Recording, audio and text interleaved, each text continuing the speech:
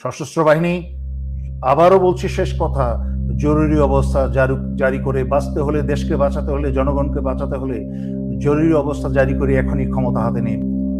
বাংলাদেশে যুদ্ধ শুরু হয়ে গেছে। সবাইকে সতর্ক করতেই আমি অত্যন্ত জরুরি কিছু তথ্য প্রকাশ করতে আপনাদের সামনে এলাম। 2009 সালে বিডিআর অফিসার হত্যা, সেনা অফিসার হত্যার আগে যেরকম চিঠি বিতরণ হয়েছিল, ঠিক আবার সেই চিঠি বিতরণ শুরু হয়ে গেছে। বিডিআরের সেনা হত্যার আগে সেনা হত্যায় যারা যারা জড়িত ছিল তাদের মাঝখানে সোহেল তাজ অন্যতম। সেই সোহেল তাজ আবার নাটকীয়ভাবে বাংলাদেশে এখন হাজির। চিন্তা করে দেখুন, শুধু চিঠিটার সামান্য অংশ দেখাচ্ছি, চিঠিটা ইন্টারনেটে সব জায়গায় ছড়িয়ে বেড়াচ্ছে।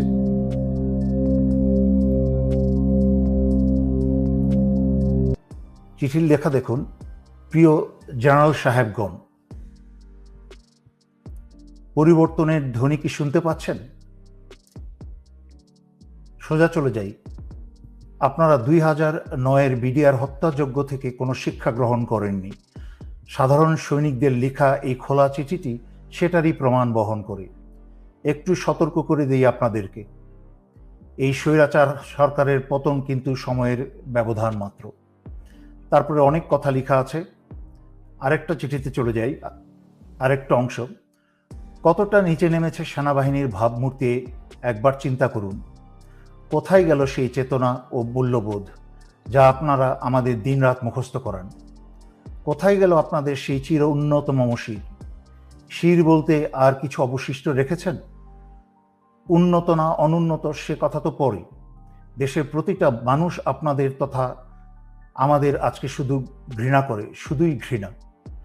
এখন দেখলাম পুলিশ, আর্মি আর র্যাবে কর্মরত সবার পরিবারের ঠিকানা সংগ্রহ করা হচ্ছে।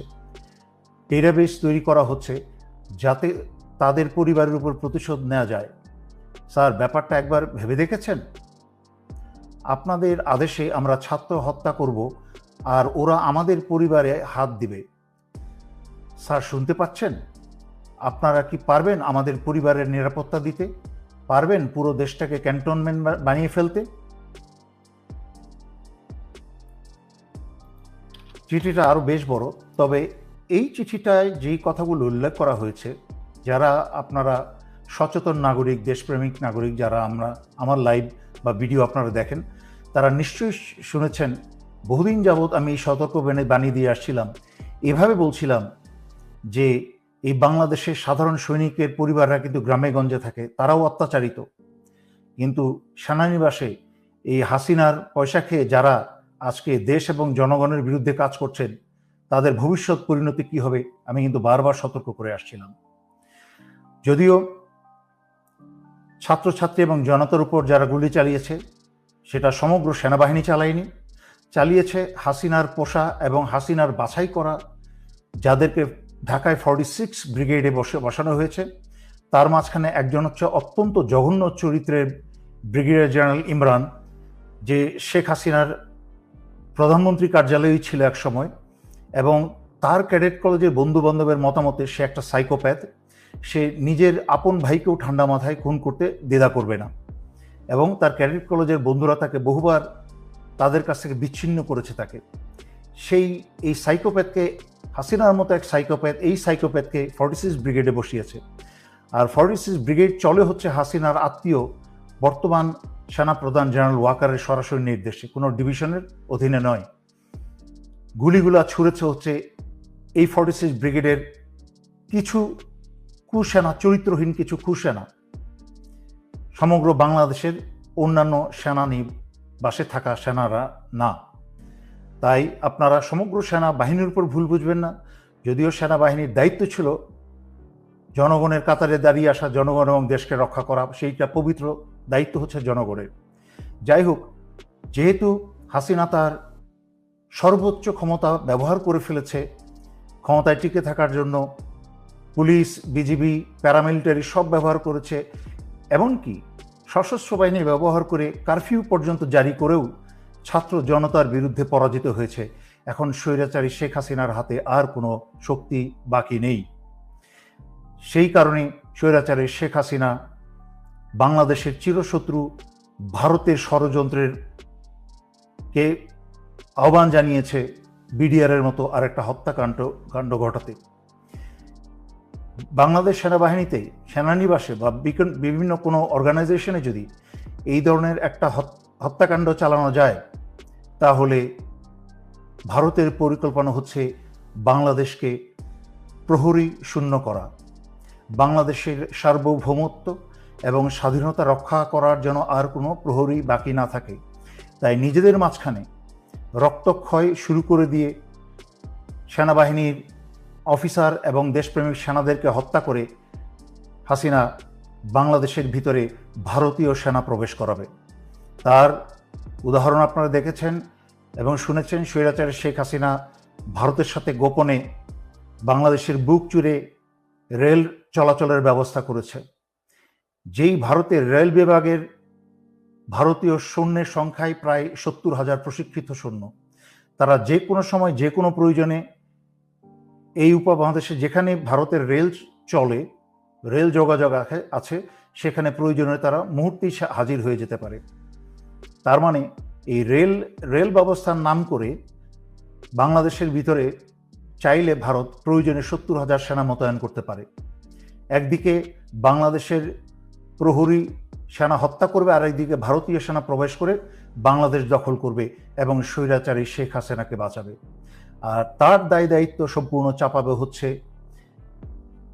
জামাত শিবিরের উপরে, এবং স্বৈরাচারী শেখ হাসিনা বলবে যে এই কাজ করে শুরু করেছে বাংলাদেশ সেনাবাহিনীর ভেতরে থাকা জামাতের লোকজন বা শিবিরের লোকজন, যা স্বৈরাচারী শেখ হাসিনার চোরপুত্র জয়ের মুখে থেকে আমরা বেশ কয়েকবার শুনেছি যে সেনাবাহিনীর ভিতরে জামাত শিবির আছে। সুতরাং আমি সকল জনগণকে অনুরোধ করছি, আপনারা এই মুহূর্ত থেকে অত্যন্ত সচেতন হয়ে যান। কোথাও আপনারা একা থাকবেন না। কোথাও আপনাদেরকে বাসা বাড়িতে এলাকায় যদি পুলিশি হানা হয়, তাহলে আপনারা সারা এলাকার মানুষ ঘিরে ধরবেন এবং ছাত্রছাত্রী তোমরা সবাই পকেটের মাঝখানে তোমরা মরিচের গুঁড়া রাখবে। কাছের থেকে এসে ছাত্রলীগ পুলিশ যারাই তোমাদেরকে ধরে নিয়ে যেতে চাইবে, তাদের চোখে মুখে মরিচের গুঁড়া মেরে দাও। এটা হচ্ছে ন্যূনতম তোমাদের ডিফেন্স। তাছাড়াও হাতে যা পারো তোমরা রাখো সংঘবদ্ধভাবে। নাও আসছি সর্বোপরি সশস্ত্র বাহিনীর প্রতি। ইতিমধ্যে 57 জন ভাই হারিয়েছেন, তখন কোনো পদক্ষেপ নেন নাই ভাইদের বাঁচানো। দেশ ভারতের দখলে চলে গেছে এই স্বৈরাচারী হাসিনার কারণে। 15 বছর ধরে যাবৎ বাংলাদেশের সব কিছু স্বাধীনতা, সার্বভৌমত্ব, এমনকি জনগণের জান মাল, বাংলাদেশের অর্থনীতি সব কিছু ভারতের হাতে তুলে দিয়েছে। আরও অপেক্ষা করবেন নিজের এবং নিজের স্ত্রী সন্তানের রক্ত দিয়ে? এখনো সময় আছে। আজকে রাত্রে ভোরের অপেক্ষা না থেকেই আপনারা অস্ত্র হাতে জরুরি অবস্থা জারি করে সারা বাংলাদেশের ক্ষমতাবার হাতে তুলে নিন এবং ছাত্র আন্দোলনরত ছাত্র জনতার সাথে কাঁধে কাঁধ মিলিয়ে বাংলাদেশ রক্ষায় দাঁড়িয়ে যান। আমি